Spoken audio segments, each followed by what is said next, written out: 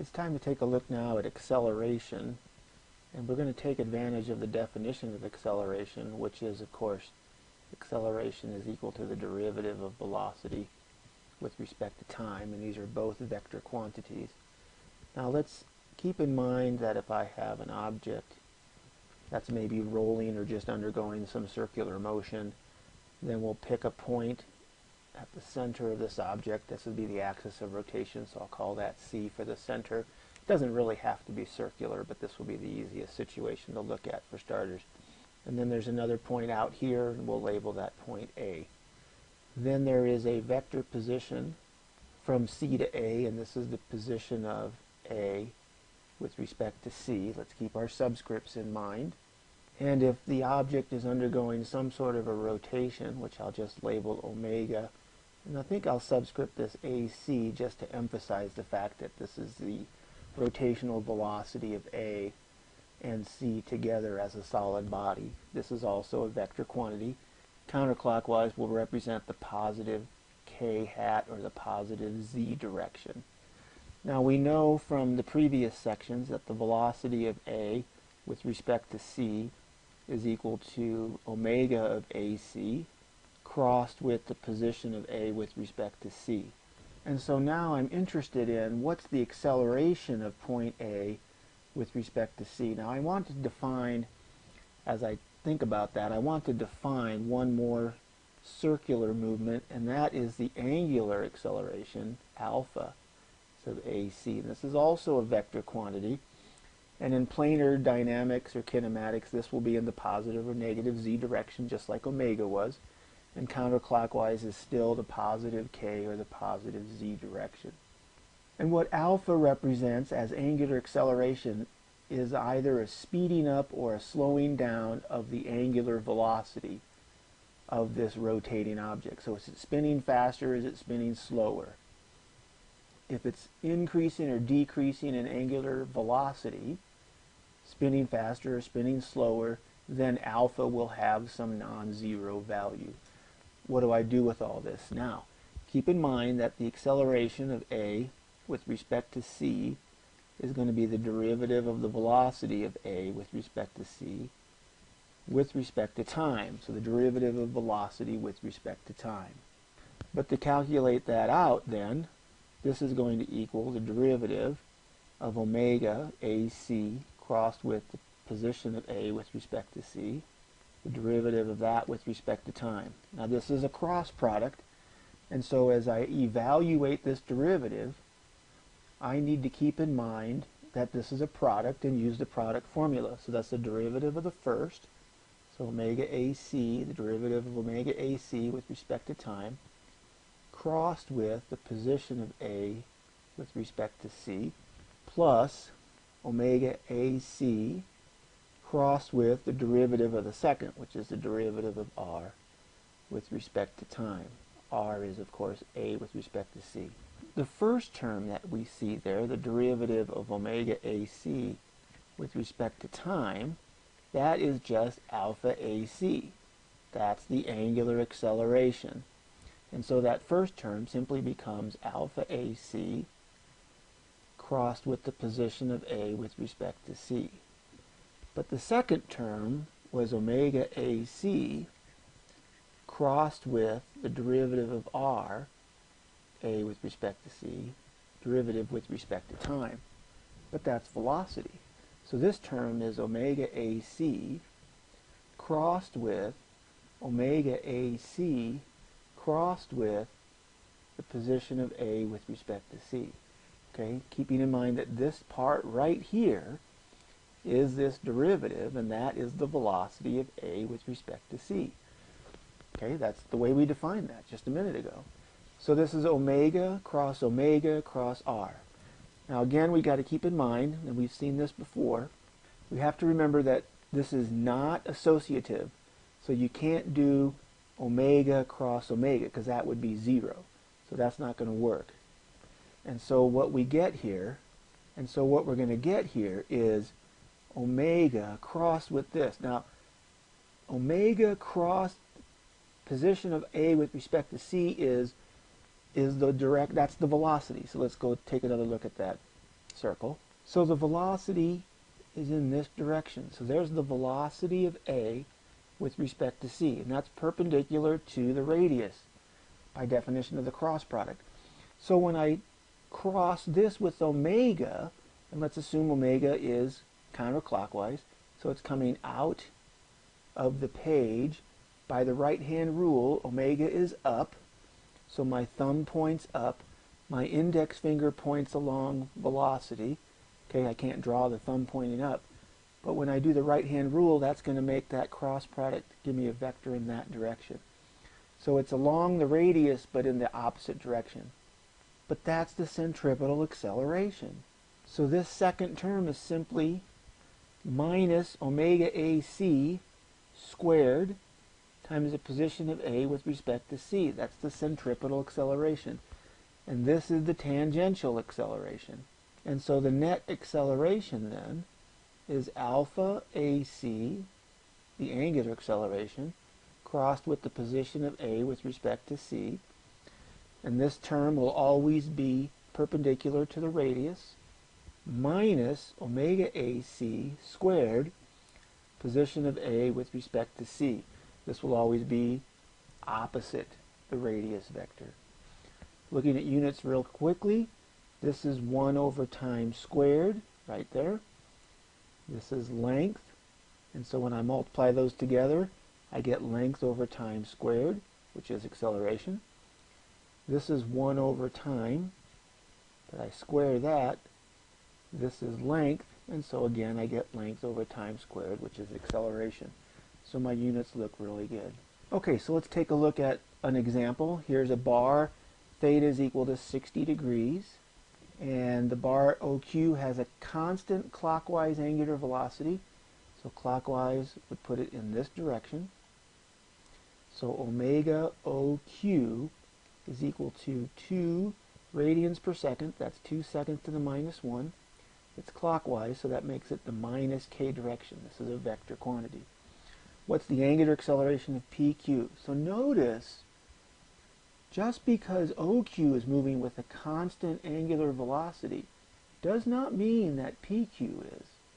Alright, so how are we going to do this? Well, first off, we're going to look at the acceleration of Q with respect to O, vector quantity. Now that's going to equal, according to the equation I just finished writing, alpha OQ crossed with the position of Q with respect to O. But that's equal to 0 because I have a constant clockwise angular velocity. Because that's constant, alpha must be 0. So that term goes away. But the next term is minus omega OQ squared. Now notice that's a scalar because I've squared it. Then the position of Q with respect to O. And that's not 0. So this is going to equal minus a minus 2 seconds to the minus 1. That's squared. And then the position of Q with respect to O, that's 200 millimeters at an angle of 60 degrees. And so this side will be 100 millimeters, and this side will be 100 times the square root of 3 millimeters. All vector quantities, and so that's going to be 100 millimeters in the I hat direction, plus, notice this is in the positive I, and this is the positive J, 173.2 millimeters in the J hat direction. 173.2, that's 100 millimeters times the square root of 3. So I multiply that by 4, because when I square that, I'm going to get a positive 4. And that's going to give me minus 400 millimeters per second squared, so 0.4 in the I hat direction, minus, both of these are getting the negative because of that minus sign, minus 0.692 in the J direction. And my units are meters now because I've divided by 1,000 meters per second squared. So that's the acceleration of point Q with respect to O. Alright, now I'm looking for alpha QP. So how do I find that? Well, now I find the acceleration of P with respect to O. But keep in mind that's the acceleration of P with respect to Q, plus the acceleration of q with respect to O, which I just discovered. This is right here. So let's find the acceleration of p with respect to q. Well, that's going to equal alpha qp crossed with the position of p with respect to q minus omega qp squared times the position of p with respect to q. Now I don't know what alpha qp is. I also don't know what omega qp is, so I end up with two unknowns. I know rpq as far as the length goes. I know that's 400 millimeters, but what are my angles? That's going to be another question that we have to answer. So here's the diagram again. It's a little bit smaller scale. I know this is 60 degrees here. What's this angle in here? We'll call that gamma. So the law of sines says 400 millimeters divided by the sine of 60 degrees equals 200 millimeters over the sine of gamma. So the sine of gamma equals 1/2 200 millimeters divided by 400 millimeters times the sine of 60 degrees, which is the radical 3 divided by 4. Sine of 60 degrees is radical 3 over 2. Divide that by another 2. And I get gamma equals 25.659 degrees. That's more digits than I need, but I like to use a lot of digits until I don't need them anymore. And so by alternate interior angles, this angle in here is also gamma, and so the position of P with respect to Q is equal to 400 millimeters at an angle of minus, because it's below the positive x-axis, minus 25.659 degrees. And that's going to equal 360.555 in the I minus 173.205 in the J millimeters. So now I've got my position. Let's tackle that velocity. So remember, it's alpha cross r pq, but that's going to equal I, j, k, 0, 0, alpha pq, should be a pq there, and then 360.555 minus 173.205 and 0. Then I evaluate this determinant, and in the I direction, I cross that out and that, and so I'm going to get I hat, 0 times 0 is 0, and then minus, but that's negative here, so minus minus becomes plus. I get 173, and I'm going to actually divide by 1,000 right away. 0.173205 meters alpha PQ. That's the I component. And the J component, which is negative, so negative J hat. Cross that out and that. 0 times 0 is 0. Minus, so I get minus 0.360555 meters alpha PQ. And so there's the first part of the acceleration. That's the alpha cross r. But now I also need minus omega squared, omega pq, which I don't know, times the position of p with respect to q.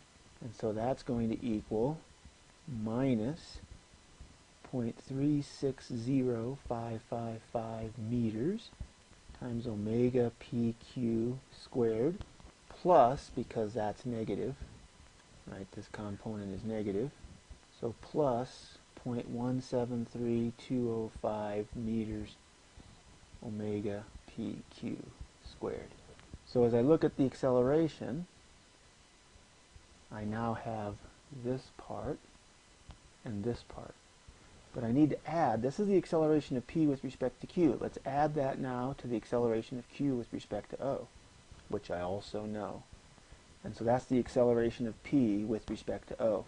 So the acceleration of p with respect to O equals minus 0.4 I minus 0.692 J meters per second squared plus 0.173205 meters alpha PQ in the I hat direction plus 0.360555 meters alpha PQ in the j hat direction minus 0.360555 meters omega PQ squared, and that's in the I hat direction, plus 0.173205 meters omega PQ in the j hat direction.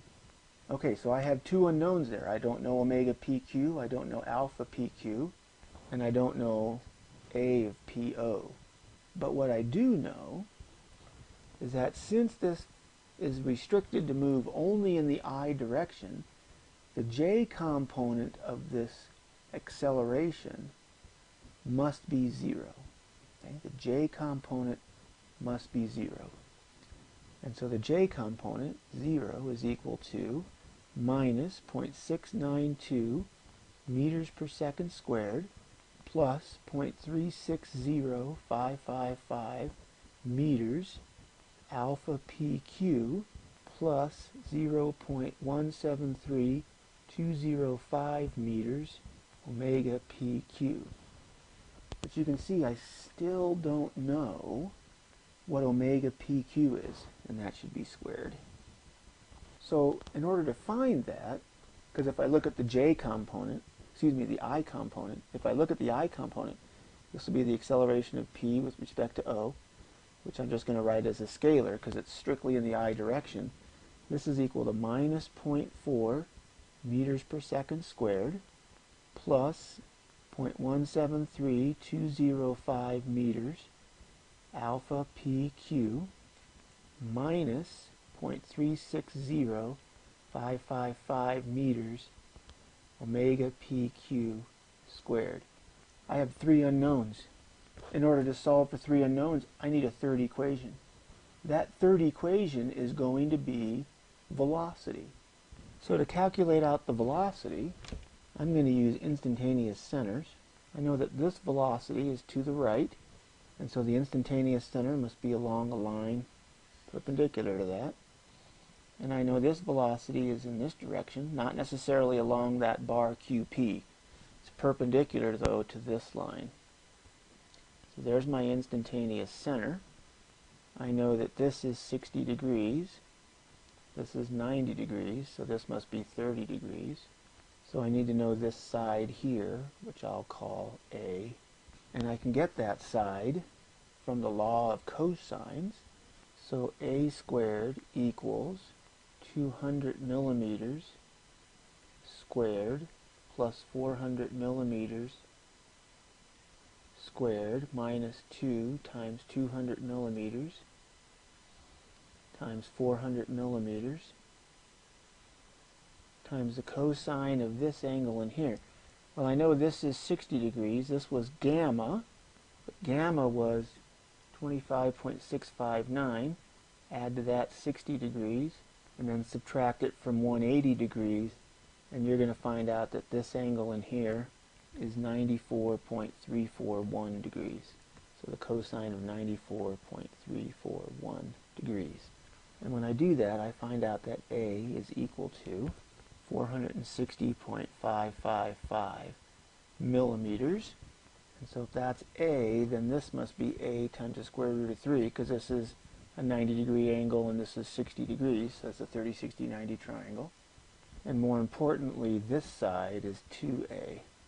So that hypotenuse, the hypotenuse H, is equal to 921.11 millimeters. Now the way I'm going to use that is I know what that is, so that means this length in here, purple length, which I'll call L, is equal to 921.11 millimeters minus this 200 millimeters here. So that's clearly 721.11 millimeters. Now the reason that I want to know that is I know the speed of Q with respect to O, which is a fixed point, but that's going to equal the speed of Q with respect to the instantaneous center as well, because that's also a fixed point, at least in this instant in time. So the speed of Q with respect to O is 200 millimeters, it's all perpendicular then, times 2 radians per second. But that's going to equal v of qc, which is 721.11 millimeters, times omega around the instantaneous center, which is omega of qp. And so omega of qp equals 0.555 seconds to the minus 1, and that's going to be clockwise. It's going to be counterclockwise, because as this comes down, this is going to swing around in this direction, so that's counterclockwise. So k hat direction, positive. So I now know omega qp. So this is known. The only unknown in this equation then is alpha qp. Solve that. Now I know this and this. I can figure out what the acceleration then of p with respect to O is.